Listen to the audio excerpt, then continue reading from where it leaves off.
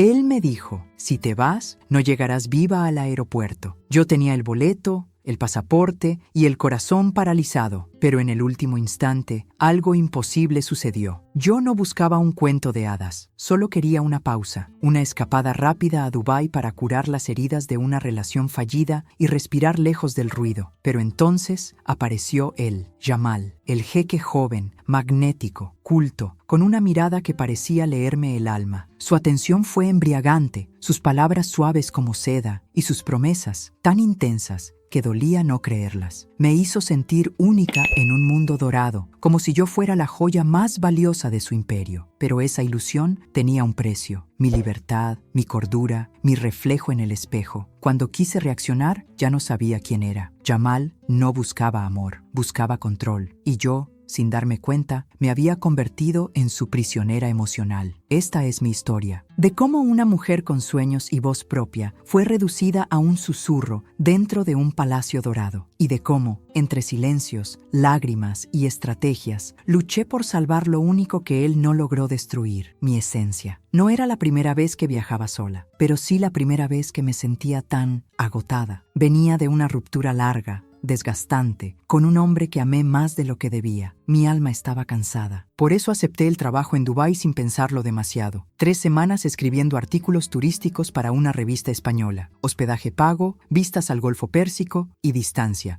Mucha distancia. Eso era todo lo que necesitaba. La primera noche salí a cenar al restaurante del hotel, con una libreta en la cartera y un vestido sencillo, como quien no espera nada. Fue ahí donde lo vi por primera vez. Estaba rodeado de hombres en trajes impecables y mujeres que reían demasiado fuerte, pero él no parecía prestarle atención a nadie. Solo me miraba. Esa clase de mirada que no se ve, se siente. Como si una corriente de electricidad me cruzara el pecho. No había arrogancia en sus ojos, sino una especie de calma peligrosa, misteriosa, magnética. No supe qué hacer. Miré hacia otro lado, fingiendo interés en el menú. Pero cuando levanté la vista otra vez, ya estaba frente a mí. ¿Estás sola?, me preguntó, con un español perfecto, acento apenas perceptible, voz grave y elegante. Me reí, un poco nerviosa. Depende de quién lo pregunte. Sonrió, no con prepotencia, sino con seguridad. Esa clase de sonrisa que parece decir: te vi antes de que tú me vieras. Jamal, dijo, tendiéndome la mano, me honra tu presencia en mi tierra. Sentí que alguien me había arrancado del mundo real y me había metido en una novela. Su piel era cálida, sus ojos color miel profundo, su perfume como un susurro amaderado que se quedaba en el aire después de él. Hablamos durante horas. Me preguntó por mi trabajo, por mis sueños, por los lugares que quería visitar. No fue una conversación superficial, fue íntima, fluida, como si nos conociéramos de otras vidas. Cuando me di cuenta, el restaurante estaba vacío y el mozo bostezaba en una esquina. Permíteme mostrarte la ciudad mañana, dijo al despedirse. No como un guía, sino como un hombre que desea ver Dubái a través de tus ojos. Asentí sin pensarlo. No sabía quién era exactamente, pero algo en mí ya había decidido confiar. Esa noche,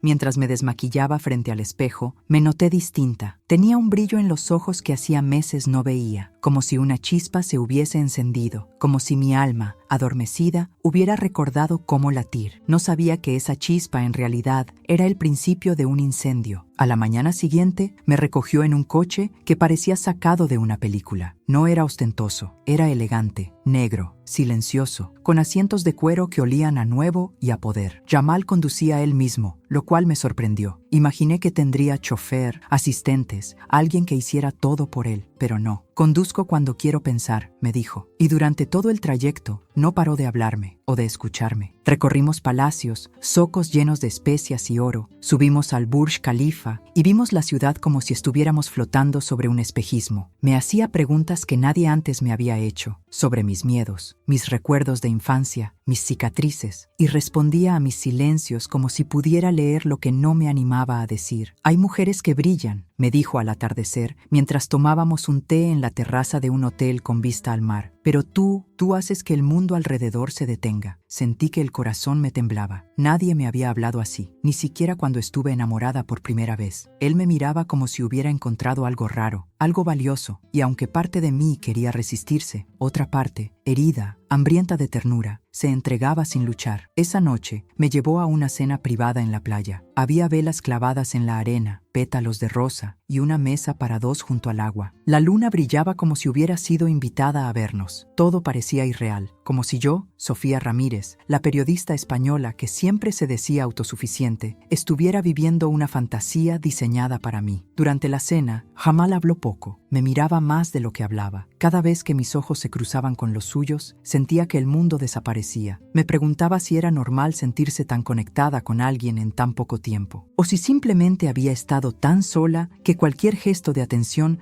me parecía amor. Al final, cuando me acompañó al hotel, no intentó besarme, solo me tomó la mano, la besó con una delicadeza antigua y dijo: «Esto recién comienza, pero si me dejas, te prometo hacerte sentir la mujer más amada del planeta». Dormí con esa frase resonando en mi pecho, no como una promesa, sino como un hechizo. Y sin saberlo, esa noche le entregué algo más que mi confianza. Le entregué la llave de mi corazón y parte de mi identidad. En los días siguientes, Jamal no desapareció como suelen hacerlo los hombres encantadores cuando ya han conseguido tu atención. Todo lo contrario, se volvió una constante, un mensaje al despertar, un chofer enviándome flores al mediodía, una videollamada desde su despacho solo para decirme que extrañaba mi voz. Me sentía atrapada en una historia que no podía haber sido escrita para mí, pero lo era. Me decía que había conocido muchas mujeres, pero que ninguna lo había hecho reír como yo, que con ninguna se había sentido tan libre de ser él mismo, que yo le devolvía la paz en medio del caos de su mundo lleno de compromisos, poder y secretos. Cada palabra suya era una caricia, cada gesto, una afirmación de que había algo especial entre nosotros. Me llevó a cenas exclusivas, a una función privada de ópera, a una isla artificial que le pertenecía a su familia. Me regaló un brazalete de oro blanco, porque tus muñecas no deberían estar desnudas. Todo parecía espontáneo, pero nada era casual. Lo entendí después. En ese momento, no. En ese momento me sentía elegida, deseada, como si el universo hubiera conspirado para que yo, justo yo, cruzara medio mundo para encontrar al hombre que, sin yo saberlo, mi alma había estado esperando. Una tarde me invitó a su casa. No, casa no, palacio. Jamal vivía en una propiedad inmensa a las afueras de la ciudad, rodeada de jardines perfectamente diseñados, con fuentes que murmuraban canciones que no entendía. Adentro, todo era mármol, cristales, tapices antiguos y obras de arte. Pero lo que más me impactó fue su biblioteca. Miles de libros, muchos en árabe, pero también en inglés, francés, español. Incluso vi autores latinoamericanos. Lo miré, sorprendida, y me encogí de hombros. «No pensé que leyeras tanto», le dije casi con vergüenza. «Mi madre era poeta», respondió. «Me enseñó que el poder sin sensibilidad es solo ruido. Ahí fue cuando me enamoré». No lo dije, ni siquiera lo pensé conscientemente, pero lo supe. En algún rincón de mi ser, una voz suave murmuró: «Es él». Y por primera vez en mucho tiempo, dejé de tener miedo del amor. Creí haber encontrado al príncipe que me rescataría de mi propia tristeza. Lo que no sabía es que ese príncipe tenía un castillo y también una mazmorra. Pasaron apenas 2 semanas desde aquel primer encuentro, pero en mi interior sentía que habían pasado meses. Jamal era como una droga, intensa, exquisita, imposible de resistir. Y como toda droga, empezó a apoderarse de mis sentidos. Un día me ofreció quedarme en su palacio durante el resto de mi estadía en Dubái. «Aquí estarás más cómoda», me dijo, «y así podremos compartir más tiempo juntos». Dudé por un instante, no por desconfianza, sino por instinto, pero él fue dulce, paciente, y me aseguró que quería cuidarme, que en su casa no me faltaría nada, y no me faltó. Eso fue lo más inquietante. Tenía una suite solo para mí, con vistas al jardín, un vestidor más grande que mi departamento en Madrid y un personal que respondía a mis deseos antes de que los expresara. Pero esa libertad era ilusoria. Poco a poco, empecé a notar ciertas preferencias suyas que se volvían reglas sin aviso. Un día le dije que quería salir a recorrer los mercados sola. Me miró serio, como si hubiera dicho una herejía. «Aquí no es como en tu país», dijo con suavidad venenosa. «Hay hombres que no entienden el respeto. No me sentiría tranquilo si algo te pasara. Otra vez, el disfraz de protección. Otra vez, esa voz que sonaba como ternura, pero que poco a poco iba acercando mi voluntad. Las primeras veces que invité a amigas del trabajo a venir al palacio, me dijo que no era apropiado, que necesitábamos preservar nuestra intimidad. Al principio me pareció lógico, luego molesto, más tarde sospechoso y finalmente habitual. Él decidía dónde cenábamos, qué ropa era más elegante para ti y cuándo podíamos tener tiempo a solas. Lo hacía con tanta calma, con tanta aparente dulzura, que me convencía de que era por mi bien. Era tan sutil que me sentía culpable de pensar que algo andaba mal, y así empecé a adaptar mis deseos a los suyos, mis horarios a los suyos, mi forma de vestir, de hablar, incluso de pensar. Todo comenzó a moldearse según lo que él prefería. Cada día me regalaba algo nuevo: joyas, vestidos, perfumes traídos de Marruecos. Todo lo que una mujer podría soñar, todo, menos aire, porque empecé a darme cuenta de que estaba rodeada de belleza, pero empezaba a faltarme algo esencial: mi voz. La jaula era de oro, el candado invisible, pero yo ya empezaba a sentirme encerrada. Al principio no lo noté, era tan suave, tan encantador. No prohibía, sugería, no ordenaba, opinaba, pero cada una de sus sugerencias empezaba a dejar una huella invisible en mis decisiones, como si una parte de mí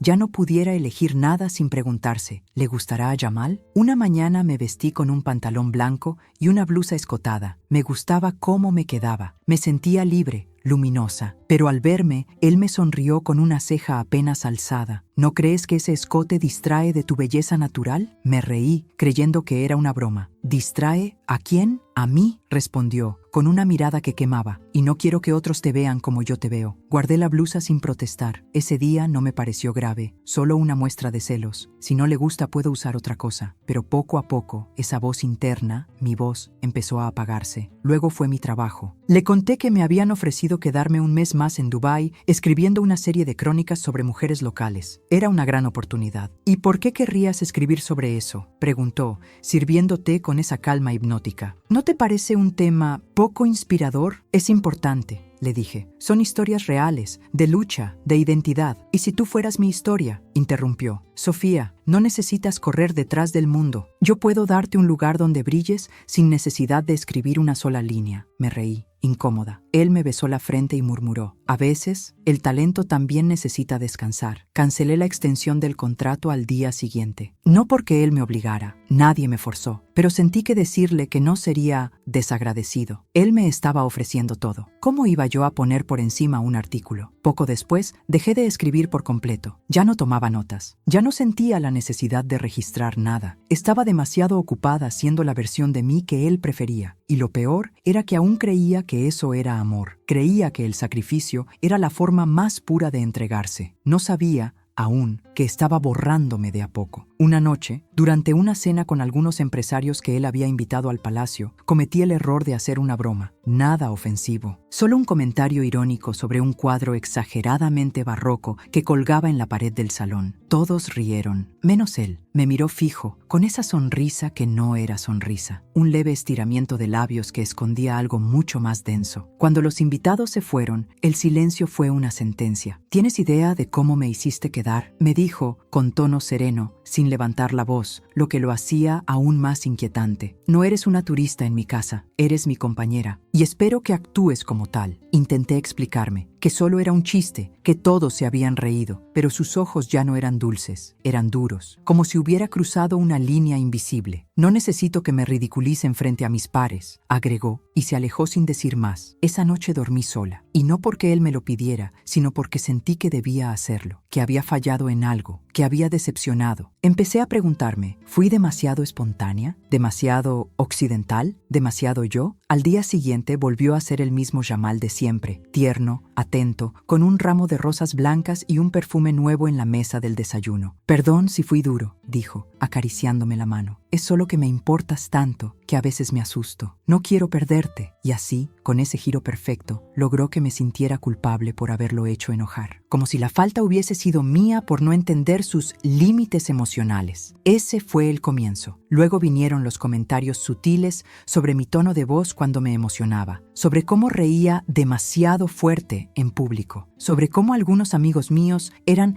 demasiado liberales para compartir valores con él. Cada vez que algo no le gustaba, usaba el mismo método. Primero el silencio, luego la crítica disfrazada de preocupación y por último, un gesto tierno que me hacía dudar de todo. Y lo peor es que funcionaba, porque cuando me abrazaba y me decía que solo quería protegerme, me convencía de que el problema era yo, mi actitud, mi cultura, mis palabras. Las primeras grietas no aparecieron en la relación, aparecieron en mí, en mi confianza, en mi percepción, en mi reflejo. Estaba aprendiendo a dudar de mí misma y ni siquiera me daba cuenta. Había noches en que lloraba sin saber por qué. No era tristeza, era confusión. Era como si dentro de mí hubiera una guerra constante entre lo que sentía y lo que pensaba, entre lo que recordaba haber dicho y lo que él juraba que yo había dicho. Una tarde discutimos porque él había cancelado, sin consultarme, una videollamada que yo tenía con mi hermana. Cuando le pregunté por qué lo había hecho, me miró con sorpresa fingida. «Tú misma me pediste que la cancelara», dijo, cruzando los brazos. «Dijiste que estabas cansada». «No, Jamal, yo no dije eso. ¿Ahora me estás llamando mentiroso?» Y entonces el corazón me saltó, no por miedo, sino por duda. ¿Lo había dicho? ¿Acaso sí había dicho que estaba cansada y se me había olvidado? Él me abrazó enseguida, al verme confundida. Me besó la frente. «Estás agotada, mi amor. Desde que llegaste no has parado. Quizás necesitas descansar, confiar más en mí». Eso me lo repetía todo el tiempo. «Confía en mí». Y yo quería hacerlo. Quería creer que todo estaba bien, que mi mente me estaba jugando una mala pasada, que era normal olvidar detalles, pero lo cierto era que esos detalles comenzaban a acumularse como sombras en mi memoria. Una noche, después de una discusión, me miré en el espejo y no me reconocí. No por el rostro, era el brillo en los ojos. Ya no estaba. Esa mirada que solía ser segura, curiosa, viva, ahora era la de alguien que se movía con cuidado, como si cada paso pudiera provocar una tormenta. Me volví callada. Comencé a preguntarle a Jamal si estaba bien que dijera esto o aquello, si algo lo había molestado. Y él, como un amo misericordioso,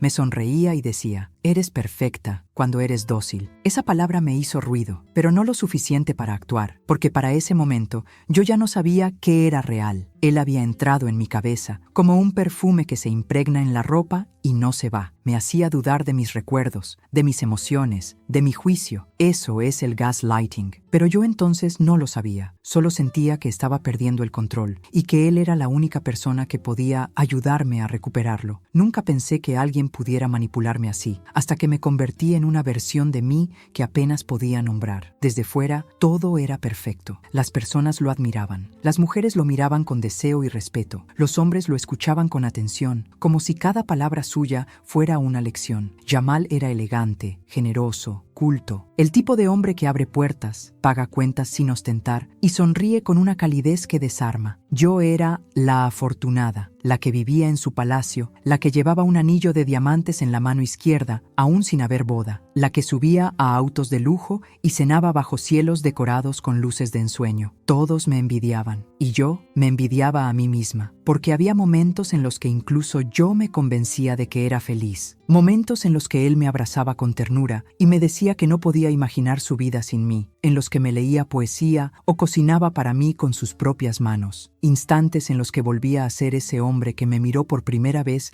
en el restaurante del hotel. Esos pequeños rescates me hacían pensar que todo podía mejorar, que si yo me esforzaba un poco más, él volvería a ser ese. Pero después de cada gesto de amor venía la sombra, una palabra hiriente en público disfrazada de sarcasmo, un silencio castigo cuando no decía lo que él esperaba, una amenaza velada escondida en una sonrisa, una frase como «Mujeres como tú no sobreviven sin alguien como yo» o «Tienes suerte de que te ame tanto, porque otros no te tolerarían». Y si reaccionaba, me llamaba dramática. «No todo gira en torno a ti, Sofía». Si me quebraba, me ofrecía consuelo. «A veces creo que exageras, pero igual te amo». Si intentaba poner límites, decía que estaba arruinando algo hermoso. Ese era el espejismo. Me hacía sentir que la culpa era mía por no saber disfrutar lo que tenía. Yo no lo veía como abuso, lo veía como una relación compleja, intensa, pasional, algo que había que aprender a manejar, algo que solo nosotros podíamos entender. La gente nos veía juntos y decía, hacen una pareja perfecta, y yo sonreía, pero por dentro sentía que caminaba sobre vidrio molido, intentando no sangrar, porque nadie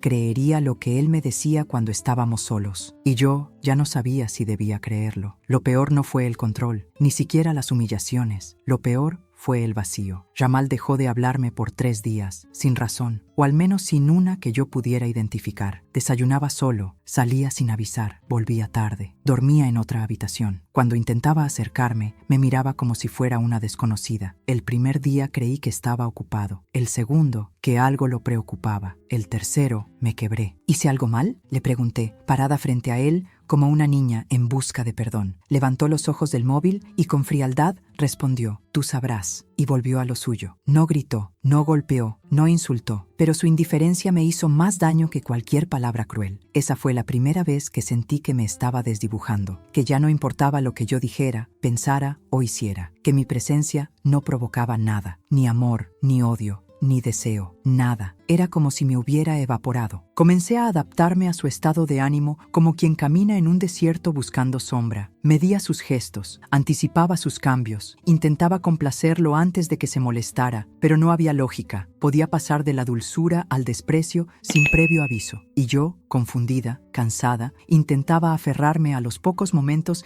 en los que él era él, porque aún lo amaba, o al menos amaba la idea de él, la versión de Jamal que me rescató en aquella cena, el hombre de las velas en la playa, el que me hacía sentir la mujer más especial del mundo. ¿Dónde estaba ese hombre? No lo sabía, pero aún lo buscaba en su mirada, cada vez más lejana, y mientras más buscaba, más me perdía a mí. A veces pasaban horas sin que dijera una palabra. Yo caminaba por los pasillos del palacio sin rumbo, sintiéndome una figura decorativa en una vida que ya no me pertenecía. Miraba mis manos, mis piernas, mi cara, como si ya no fueran del todo mías. Ya no era Sofía, era su mujer, su sombra, su silencio. Y lo más doloroso fue entender que él sabía exactamente lo que hacía. Jamal no me ignoraba porque estuviera distraído. Lo hacía porque sabía el efecto que eso tenía en mí. Sabía que mi hambre de afecto me obligaría a buscarlo, a justificarlo, a rogarle migajas, y eso lo hacía sentir poderoso. A nadie le habría creído si me decía que podía doler tanto. Sin un solo golpe, nunca me levantó la mano, jamás gritó. Jamal era demasiado refinado para la violencia explícita. Él prefería las heridas invisibles, las que no dejan marcas en la piel, pero sí en el alma. Una tarde, después de discutir por algo tan absurdo como el uso de mi teléfono, me pidió que no lo usara frente a él. Por respeto, me encerré en el baño y me miré al espejo. Había ojeras, labios apagados, una expresión que parecía de otra mujer, como si la Sofía que yo conocía se hubiera ido sin avisar. Apreté los dientes y respiré hondo. Quería llorar, pero ni eso me salía con naturalidad. Recordé cuando tenía 20 años y me reía tan fuerte que la gente se daba vuelta, cuando escribía sin miedo, sin pedir permiso, cuando me enojaba, lloraba, amaba, todo con fuerza. Esa mujer ya no estaba. Ahora era una versión cuidadosamente moldeada para no molestar, una figura contenida, siempre alerta, siempre pidiendo perdón sin saber por qué. La violencia emocional es lenta, se arrastra como una sombra, te encierra en una habitación sin que te des cuenta de que te quitaron la llave. A veces, cuando salíamos, me tomaba de la cintura con posesión. Nadie notaba nada raro. Todos veían a un hombre enamorado, pero yo sentía la presión de sus dedos como un recordatorio. Eres mía. Me hablaba con voz suave, pero sus palabras estaban llenas de veneno. Si no fuera por mí, ¿dónde estarías ahora? Perdida, mediocre,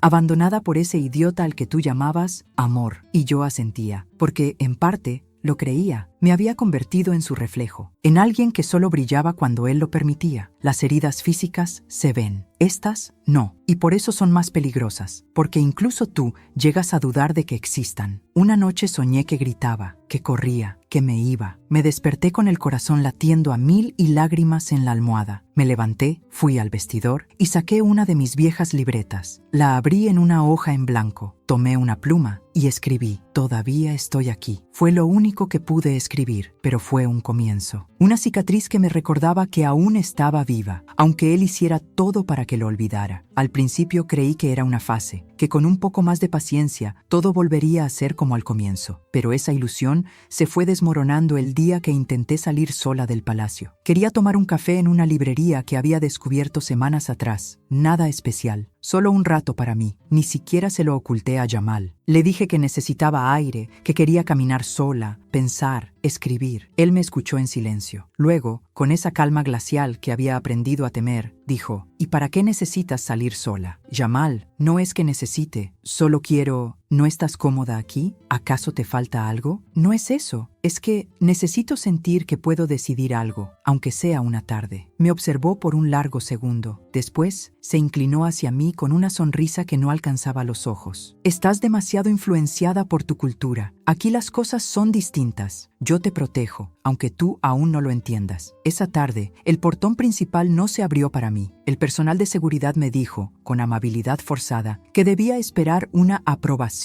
para salir. Llamaron a Jamal. Él, por supuesto, no contestó. Me quedé sentada en la entrada, con las gafas puestas para que nadie viera mis lágrimas. Ese fue el día en que entendí que ya no era libre. No necesitaba cadenas. Bastaba con el miedo, porque ahora ya no era solo él quien decidía por mí. Era todo su sistema, su gente, su espacio, su estructura invisible. Yo vivía en una prisión con paredes doradas, rodeada de lujos, pero sin voz, sin puertas abiertas, sin opción. Y aún así, lo amaba. ¿Te das cuenta de lo profundo que puede ser el veneno cuando viene envuelto en palabras dulces? Cuando alguien te hace sentir que sin él no puedes sobrevivir, que salir sería traición, que si huyes, estás renunciando al único amor real que conocerás en tu vida. Empecé a justificarlo frente a mí misma. Es su cultura, es por seguridad, me cuida, me ama. Y esa mentira repetida se volvió mi única defensa contra la verdad. Estaba atrapada, no en un palacio, en una relación que me había robado la voluntad. Y lo más triste es que nadie afuera lo sabía. El miedo no llegó como un grito, llegó como un susurro, una sensación que empezó a instalarse en mi cuerpo sin que yo pudiera detenerla. Una inquietud en el pecho, un nudo constante en la garganta, un sobresalto cada vez que escuchaba sus pasos en el pasillo. Lo amaba, pero ya no confiaba en él. Y ese conflicto interno me desgarraba. Una noche, durante la cena, le comenté que había estado pensando en retomar mis escritos, aunque fuera un poco, para no perder la práctica. Usé un tono suave, casi infantil, como si pidiera permiso sin admitir que lo hacía. Él dejó caer los cubiertos con un tintineo metálico. Alzó la mirada lentamente. ¿Es que no entiendes?, preguntó, con voz baja, firme, peligrosa. ¿No te das cuenta de que te estoy ofreciendo una vida que pocas personas podrían soñar? Tragué saliva. Jamal, no es eso. Solo quiero escribir un poco. ¿Para quién?, interrumpió de repente. ¿A quién intentas impresionar? ¿O es que acaso ya no soy suficiente para ti? Sus ojos tenían un brillo que no había visto antes, un brillo oscuro, inestable. Me congelé. No, no es eso, susurré. Él golpeó la mesa con la palma abierta. No fue fuerte, pero el sonido bastó para que mi cuerpo reaccionara, como si un trueno hubiera estallado sobre mí. Mírame cuando te hablo. Levanté los ojos, temblando, y lo vi, por primera vez sin máscaras, sin el encanto, sin la poesía, sin el príncipe. Lo vi como realmente era, un hombre acostumbrado a poseer, a controlar, a doblegar, y yo era su proyecto favorito. Se acercó despacio y me tomó la cara entre sus manos. Sus dedos eran suaves, pero su agarre no lo era. No me hagas enojar, Sofía, susurró con una voz que helaría cualquier océano. Sabes que todo lo que hago, lo hago por ti. Esa frase, que antes me había parecido romántica, ahora sonó como una amenaza. Cuando se fue a otra sala, respiré por primera vez en minutos. Mis manos temblaban. Sentía el corazón latiendo en mis oídos y algo se rompió en mi interior, algo muy profundo, algo que ya no se podría reconstruir del mismo modo. Esa noche, por primera vez, sentí miedo de que el hombre que decía amarme pudiera destruirme, no físicamente, peor, emocionalmente, mentalmente, desde adentro, porque ya lo estaba haciendo. Y yo, que antes fui fuego, ahora era apenas una brasa tratando de no apagarse. No sé en qué momento dejé de esperar amor y empecé a conformarme con no ser ignorada. Lo que antes era pasión, promesas, caricias, ahora era una rutina de ansiedad, dudas y súplicas silenciosas. Me levantaba cada día esperando que él estuviera de buen humor, que me mirara, que me tocara el rostro como antes, que me dijera algo bonito, aunque fuera una mentira, algo. Cuando hablaba poco, me esforzaba por hacerlo reír. Cuando no me tocaba, me vestía como sabía que le gustaba. Cuando se alejaba, me acercaba yo. Le cocinaba, le escribía notas, lo abrazaba aunque mi cuerpo se tensara por dentro. Me estaba arrastrando emocionalmente. Le rogaba, sin palabras, que volviera a quererme. Me había convertido en una versión de mí que jamás creí posible. Una mujer que aceptaba migajas, porque ya no recordaba cómo se sentía recibir el pan completo. Una tarde, él pasó frente a mí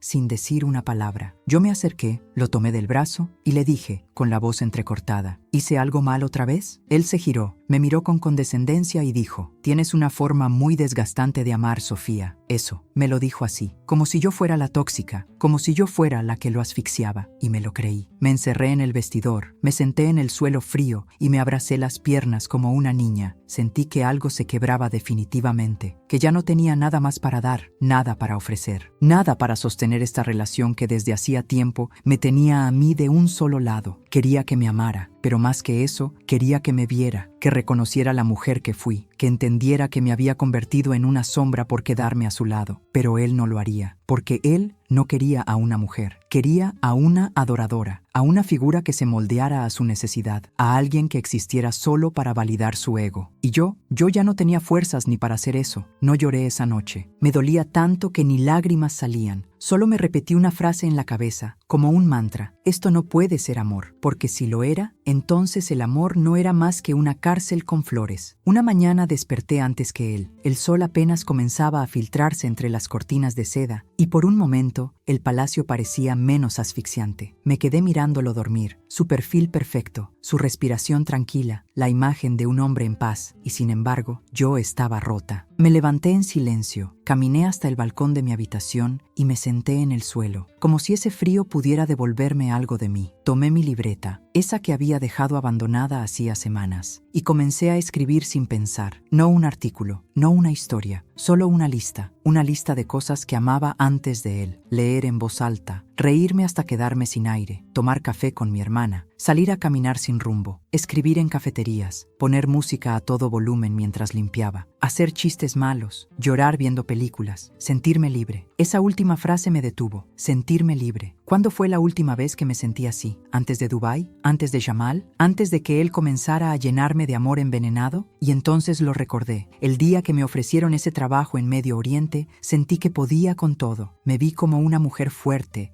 independiente, capaz de tomar el mundo entre las manos. No necesitaba que nadie me salvara, mucho menos alguien que disfrazara la jaula de amor. Me di cuenta de que él no me había rescatado, me había interceptado en medio de una reconstrucción. Se había metido justo cuando más vulnerable estaba y me convenció de que yo era suya porque era especial, cuando en realidad solo buscaba una mujer lo suficientemente quebrada para moldearla a su imagen. Volví a ver fotos antiguas en mi teléfono que había empezado a esconder de él. Me vi sonriendo en Madrid, caminando por Lisboa, celebrando mi cumpleaños con mis amigas. Ahí estaba yo, la verdadera Sofía. Esa mujer seguía existiendo en alguna parte, y en ese instante lo sentí por primera vez, con una claridad que dolía. Quería irme. No sabía cómo, no sabía cuándo, pero sabía que no podía seguir ahí, porque ya no quería seguir pidiéndole amor. Quería recuperarme, recordar quién fui y volver a hacerlo. Esperé a que se fuera. Jamal tenía reuniones casi todos los martes por la tarde, en uno de sus hoteles. Ese día, cuando la casa quedó en silencio, fui hasta mi habitación con las manos temblando. Tomé mi teléfono del fondo del cajón, donde lo escondía desde hacía semanas, y borré todo rastro de conversaciones previas. Luego, instalé una app de mensajería segura, ocultando el icono tras una carpeta de notas. El nivel de paranoia que había desarrollado era tal que ya no confiaba ni en los espejos. Marqué un número que no usaba desde hacía meses, el de Clara, mi mejor amiga. Me juré que, si no atendía,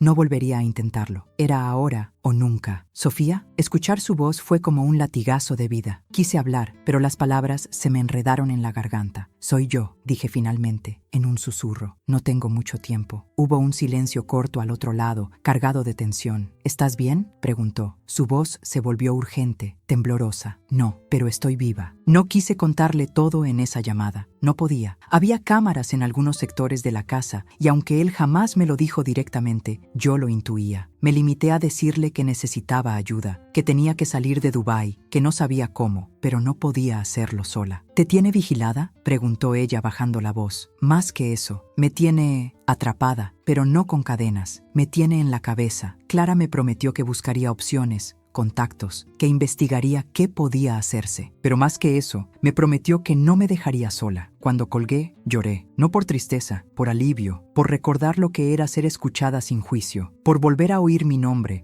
en labios de alguien que me amaba de verdad. A partir de esa llamada, algo cambió. Era como si una pequeña llama se hubiera encendido en mi pecho, una chispa de resistencia, un recordatorio de que aún había alguien al otro lado del mundo que me veía, que me creía, que me esperaba. Y eso fue suficiente para comenzar a planear, porque una cosa era desear irme, otra era lograrlo sin que Jamal lo notara. Después de aquella llamada, cada día se volvió un juego peligroso. Sonreír sin que se notara el miedo, actuar como si todo estuviera bien mientras mi mente planeaba en silencio. Era como vivir sobre una cuerda floja, sin red abajo, y entonces cometí un error. Una noche, Jamal llegó antes de lo previsto. Yo estaba en la biblioteca, revisando discretamente papeles que me había enviado Clara sobre consulados y vuelos seguros. Lo escuché entrar, pero no lo suficientemente a tiempo. ¿Qué haces?, preguntó con voz baja, como si ya supiera la respuesta. Escondí los papeles en un libro. Me giré lentamente. Nada, solo buscando algo para leer. Se acercó, demasiado despacio, demasiado cerca. «¿Qué libro?», dijo, sin quitarme los ojos de encima. Sentí el corazón golpearme el pecho con fuerza. Su mirada ya no era la del hombre seductor que conocí, era la de alguien que olía la traición. Y lo peor era que no necesitaba pruebas, solo intuición. Porque Jamal no necesitaba saber. Él controlaba desde la sospecha. «¿Tienes algo que contarme, Sofía?», negué con la cabeza. «Claro que no». «¿Estás segura?». Di un paso atrás. Él dio uno adelante. La habitación parecía más pequeña, el aire más denso. Entonces lo dijo, como una sentencia. «Si alguna vez intentas irte de mi lado, no llegarás lejos». No gritó, no alzó la voz, pero sus palabras se sintieron como cuchillas. «Nadie allá afuera te conoce como yo. Nadie te va a cuidar como yo. ¿Tú crees que esa amiga tuya te va a salvar? ¿Que vas a empezar de cero como si nada hubiera pasado?». No contesté. No podía. Estaba congelada. Él se acercó más, y con una frialdad que me partió por dentro, murmuró: «Si te vas, lo perderás todo, porque todo lo que eres ahora lo hiciste conmigo». Ese fue el momento en que entendí el verdadero precio de huir. Tenía que estar dispuesta a perder hasta mi identidad. Pero también entendí algo más. Si no lo hacía, iba a perder mi alma. Me pasé noches enteras con los ojos abiertos, contemplando esa bóveda de estrellas artificiales sobre la terraza del palacio, mientras un sudor frío recorría mi espalda, no por el calor abrasador del desierto, sino por el miedo a quedarme ahí para siempre sin mover un dedo. Cada vez que los ecos de sus pasos resonaban en los pasillos, pasos que él no sabía que yo contaba, mi corazón pegaba saltos horribles. Sabía que si él descubría que planeaba huir, todo se acabaría. Pero sobre todo, sabía que si no lo hacía, me moriría en vida. Así que comencé a trazar mi ruta como quien diseña una fuga secreta en un mapa clandestino, con lápiz, borrones y muchos sobresaltos. Primero, habían sido los papeles escondidos en la biblioteca, folletos de consulados, vuelos hacia Madrid, un número de teléfono de mi hermana encriptado en mi celular nuevo. Eso me costó semanas de estrés. Cada vez que la puerta se abría, aunque solo fuera el viento, mi mano temblaba buscando el bolsillo donde guardaba el móvil.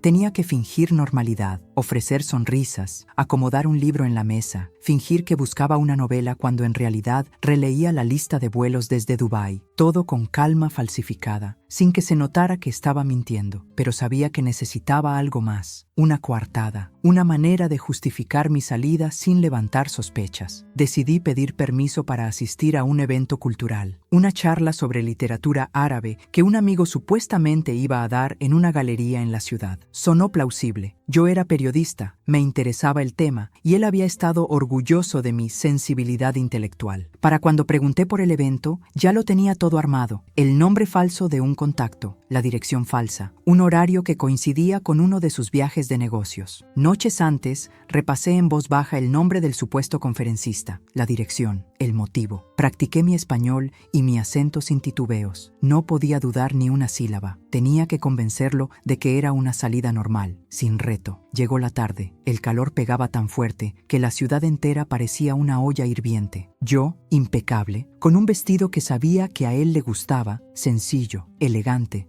Me presenté en el salón contiguo al despacho donde lo imaginé concentrado en su mundo. Yamal, dije con voz firme, disimulando la ansiedad. Hay un evento literario que me interesa. ¿Me permites ir? Me vendría bien para escribir algo. Él me observó sin expresión. ¿Cuánto durará?, preguntó despacio, como si meditara cada palabra. 3 horas, no más. Se quedó en silencio un momento largo, demasiado largo. Pude ver en su mirada la chispa de sospecha, entremezclada con algo parecido a celos controlados. Mi garganta se cerró, pero respiré hondo, lentamente, como me había enseñado Clara por teléfono aquella noche de decisión. Recordé su voz. Tienes derecho a salir, no estás loca. Está bien, respondió él finalmente, pero regresas temprano. No me gusta quede solo a solas. Asentí, con una sonrisa que intentaba parecer tranquila. Su mirada me siguió hasta el umbral de la puerta. Luego, la cerradura hizo un clic. Salí pensando que había ganado la primera batalla, pero esa sensación duró poco. En cuanto me alejé, mi mente se puso a mil. Revisar maletas, copias de pasaportes, dinero escondido en diferentes bolsillos. Hacía meses guardaba billetes pequeños en un sobre dentro de un libro, en el estante más alto de su biblioteca. Cuando entraba alguien, mi mano volaba tan rápido que parecía natural. Nadie lo notaba, nadie podría sospechar. La suerte me dio 2 cosas: que en ese país la gestión de visados era rápida para ciudadanos de mi nacionalidad y que el pasaporte nuevo que obtuve en Madrid tenía fecha de expedición reciente, justo el año anterior, lo que lo hacía limpio, sin registros de viajes extraños. Todo planeado con sigilo, todo bajo un nombre diferente, todo con riesgo, pero con esperanza. Durante los días siguientes, fui una actriz consumada. Me despertaba temprano para leer un libro en los jardines de la mansión. Caminaba por pasillos fingiendo concentración para mis artículos pendientes. Hacía llamadas de trabajo que no existían. Me reedité en un personaje fuerte, independiente, como la mujer que había sido. Pero al bajar la mirada, cuando nadie veía, me sorprendía a mí misma dudando. ¿Sería yo capaz de escapar realmente? ¿O era solo un sueño desesperado para aliviar el vacío? El miércoles, él anunció una cena de negocios. Me dijo que esperaba que me arreglara con elegancia. Comprendí esa orden como una señal. El día era perfecto para mi huida. Muchos invitados, ruido, distracción. Esa noche podría pasar desapercibida. Durante la cena mantuve la compostura. Serví vino, sonreí, escuché elogios vacíos. Nadie sospechó. Todos me veían como la esposa elegante de un jeque poderoso. Los flashes mentales aparecían como luces en la retina. No digas nada raro, no tiemble, no mires hacia la puerta. Mi bolso estaba en una mesita lateral. Dentro pasaporte, dinero, pasaje impreso, tarjeta bancaria con poco movimiento, móvil escondido, como un cofre de huida. Cuando la cena concluyó, me despedí con cortesía. Él me vio, sonrió, se inclinó,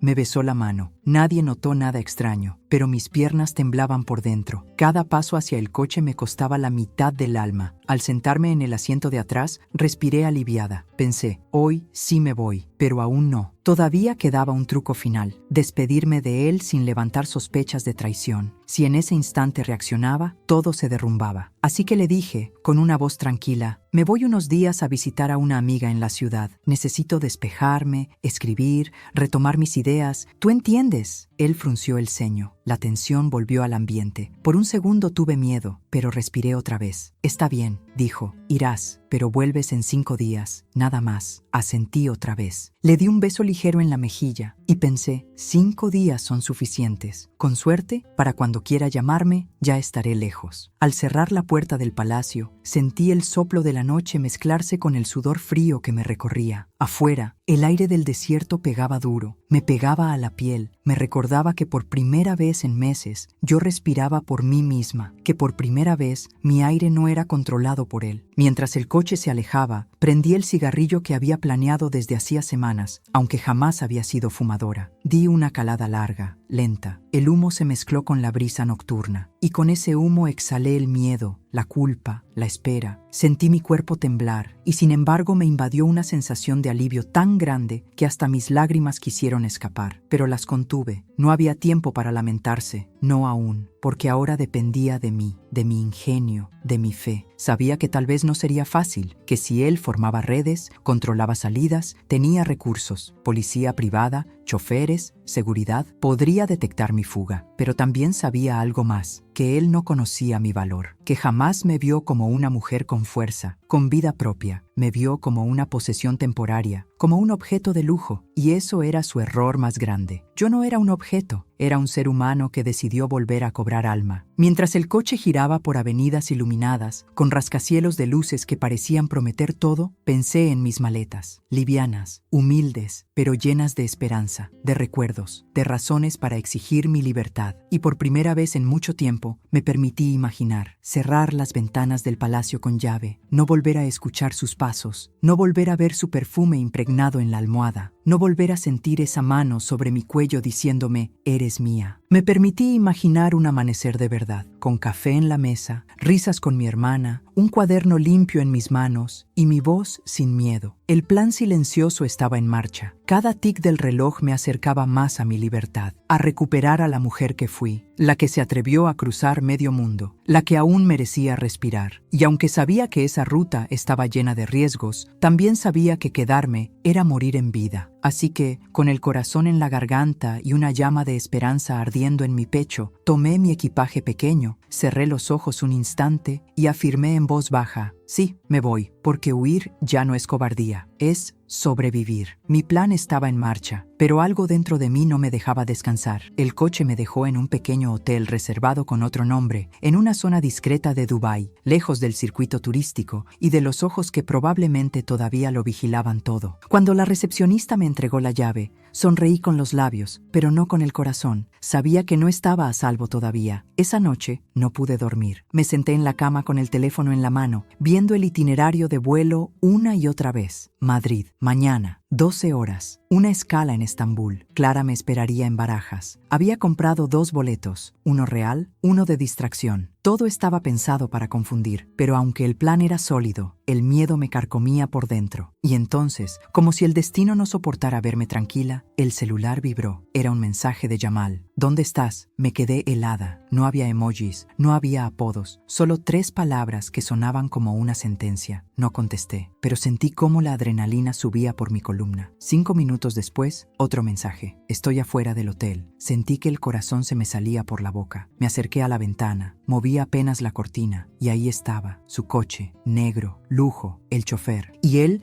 bajando del asiento trasero, como si se tratara de una visita cualquiera. Pero yo conocía esa postura, esa calma falsa, esa expresión de todo bajo control. Me quedé congelada. ¿Cómo me encontró? ¿Quién lo delató? ¿Fue algún sistema de rastreo? ¿Algún error mío? El celular volvió a vibrar. Baja, no quiero armar un escándalo. Solo habla conmigo. No podía hacerlo. Sabía que si bajaba, si subía a ese coche, no habría segunda oportunidad. No habría vuelo, ni reencuentro, ni libertad. Volví a la cama, cerré los ojos y traté de pensar. Respiré hondo, fuerte, como si quisiera empujar el aire al fondo del alma para que me sostuviera. Mi plan original era tomar un taxi en la madrugada, rumbo al aeropuerto, pero ahora él estaba ahí, observando, esperando, presionando sin tocar. Llamé a Clara. Está aquí. Me encontró. Susurré con la voz rota. Escúchame bien, dijo ella. No bajes. Quédate donde estás. Llama a la embajada. Ya. No le contestes. No abras la puerta. ¿Me oyes, Sofía? No abras la maldita puerta. Colgué. Mis manos temblaban. Revisé que la puerta estuviera cerrada con llave, que las ventanas tuvieran el seguro puesto. Entonces, el teléfono del hotel sonó. No lo contesté. Unos segundos después, escuché pasos en el pasillo. Y luego, golpes suaves en mi puerta. Sofía, era su voz. Mi amor, abre, por favor. Solo quiero verte. Te prometo que todo estará bien. Me llevé la mano a la boca para no soltar un sollozo. Me recargué contra la pared y me deslicé hasta el piso. Sé que tienes miedo, dijo desde el otro lado, pero no hay razón. Estás confundida. Te han llenado de ideas erróneas. No necesitas correr. Estás segura conmigo. Siempre lo estuviste. Todo lo hice por ti. Cerré los ojos. Sentí como las lágrimas caían, porque parte de mí aún quería creerle. Parte de mí seguía atrapada en esa promesa rota de amor que alguna vez fue cálida y brillante, pero no abrí. Porque otra parte, la más pequeña, la más herida, pero también la más fuerte, gritaba dentro de mí. ¡No! Pasaron minutos que se sintieron como horas, y después silencio, nada, ni un solo sonido. Me atreví a asomarme de nuevo. La puerta seguía cerrada, y su coche ya no estaba. No dormí ni un segundo. Solo esperé que amaneciera, aferrada a mi pasaporte y al boleto de avión, como si fueran un salvavidas en medio de un mar oscuro. A las 5:00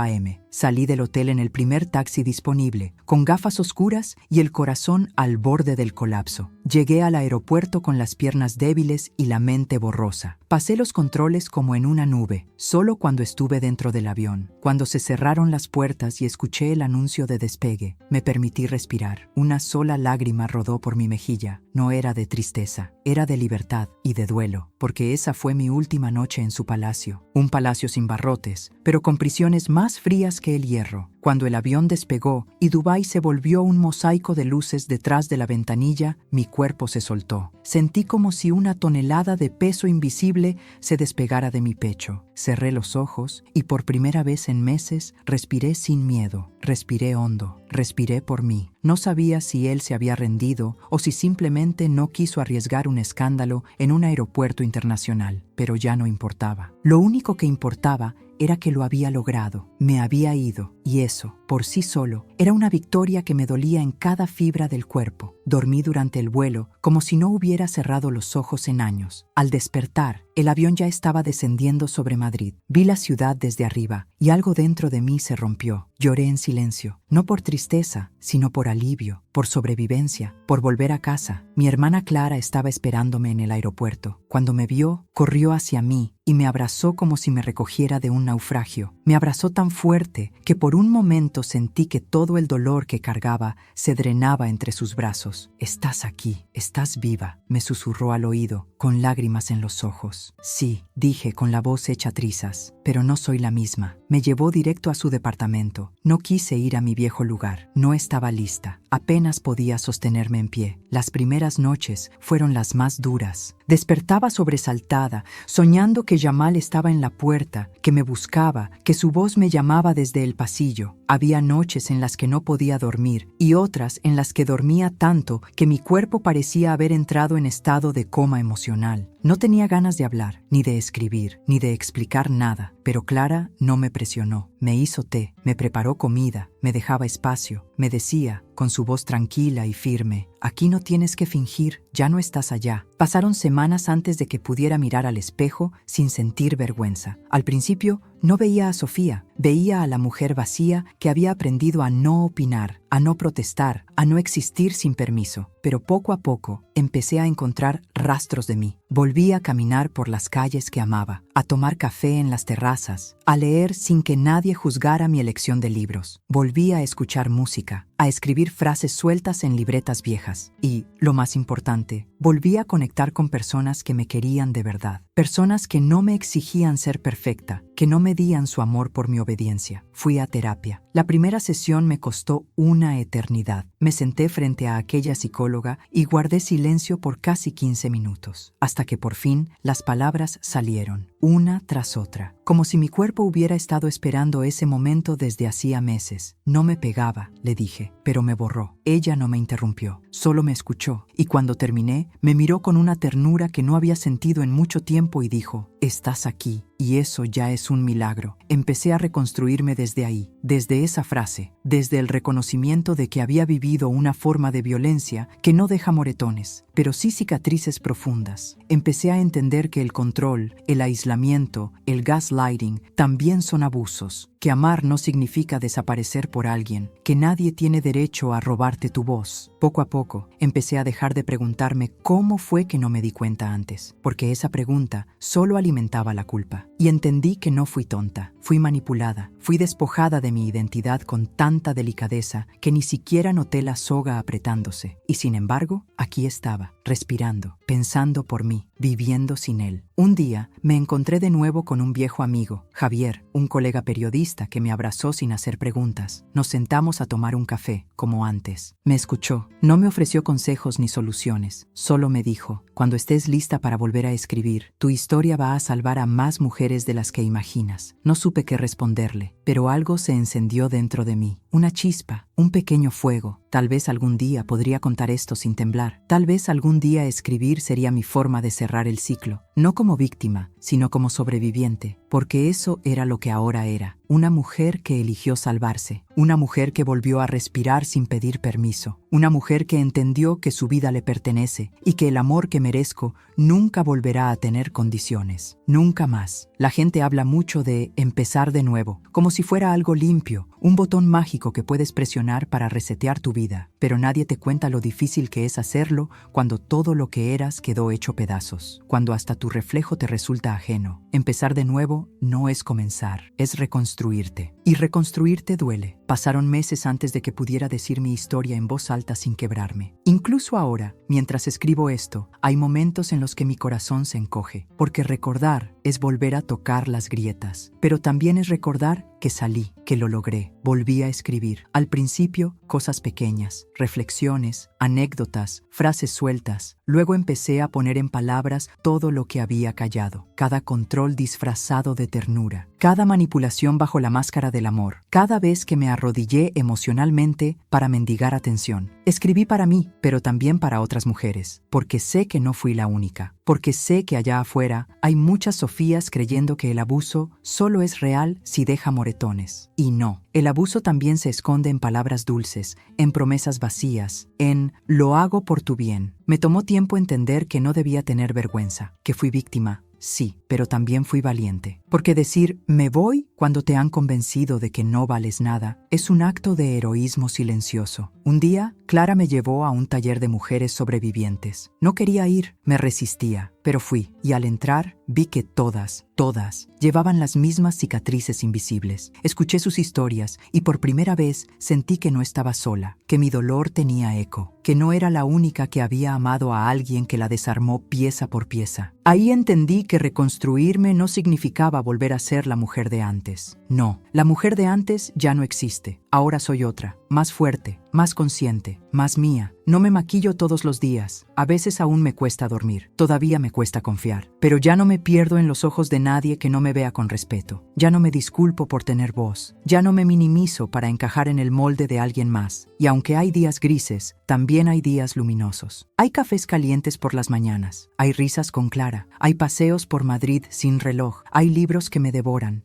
Hay momentos de silencio que ya no me asustan. Incluso hay alguien nuevo. Un hombre tranquilo, con ojos honestos. No es una historia de cuento de hadas. No quiero eso. Quiero verdad. Quiero paz. Y aunque todavía no sé a dónde irá esa historia, lo importante es que no tengo miedo. Una vez me preguntaron si alguna vez lo volví a ver. No, y tampoco quiero. No por odio, no por rencor, sino porque no necesito cerrar ese ciclo con él. Lo cerré conmigo, en el espejo, en la tinta de mis palabras, en el abrazo de mi hermana, en el silencio de mi cuarto cuando respiré sin miedo por primera vez. Hoy entiendo que no fui débil por quedarme tanto tiempo. Fui humana. Quise amar, quise creer, quise salvar algo que creí que valía la pena. Y eso no me hace menos, me hace real. Pero también fui valiente, porque cuando llegó el momento, elegí mi vida, elegí mi dignidad, elegí mi libertad. Y eso, nadie me lo quita. Ahora camino diferente, no con prisa, no con miedo. Camino como alguien que ha salido del infierno y ahora reconoce el valor del viento, del sol, de las calles llenas de ruido, de los abrazos sinceros, del café sin apuro. Reconstruirme desde mis ruinas fue el viaje más difícil de mi vida, pero también el más poderoso, porque en esas ruinas encontré lo más sagrado que tengo, mi voz. Si esta historia tocó tu corazón, compártela con alguien que necesite escucharla. Nunca sabes a quién puedes ayudar con una verdad contada desde el alma. Suscríbete para más historias que no solo se escuchan, se sienten. Déjanos tu comentario. ¿Qué parte de esta historia te marcó más? Y recuerda, tu voz, tu historia y tu libertad siempre valen la pena.